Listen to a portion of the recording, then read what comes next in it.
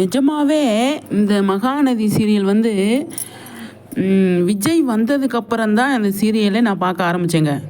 உண்மைக்கு சொல்லணுன்னா விஜய் என்ட்ரிக்கு அப்புறம் தான் மகாநதியில் ஒரு இன்ட்ரெஸ்ட்டாக ஒரு ஸ்டோரி போகுது அப்படின்னு சொல்லி பார்க்க ஆரம்பித்தேன். அந்த ஃபேவரட் அந்த விஜயவே இப்படி அழகு வச்சுருக்கீங்க, ஒன்றுமே புரியலைங்க. மனசு இந்த இந்த போஸ்ட்டு பார்த்தப்ப தலைவலி வந்துருச்சுங்க எனக்கு.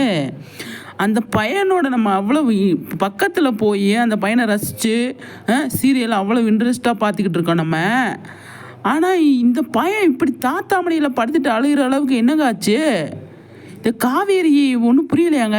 விஜயோட இருந்திருக்காங்க இல்லையா ஒரு வருஷம், அவர் எப்படியெல்லாம் பார்த்துக்கிட்டாரு, இந்த மாதிரியெல்லாம் அவர் பண்ணார் அப்படிங்கிறது கொஞ்சம் கூட புரிய வேணாமா?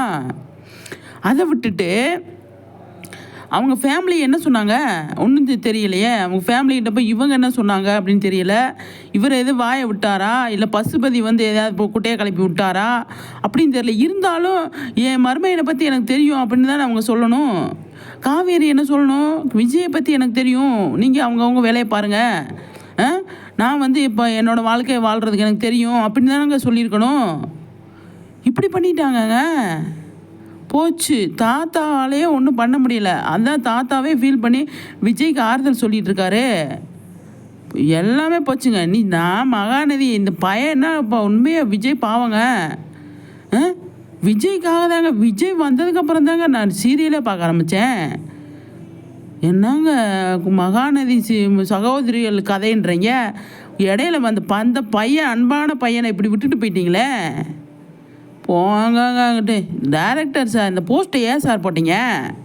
போடாமே நீங்கள் வாட்டுக்கு இருந்திருக்க வேண்டியதானே. பேசாமல் சீரியலை பார்த்து நாங்கள் இருந்துட்டு போகிறோம்.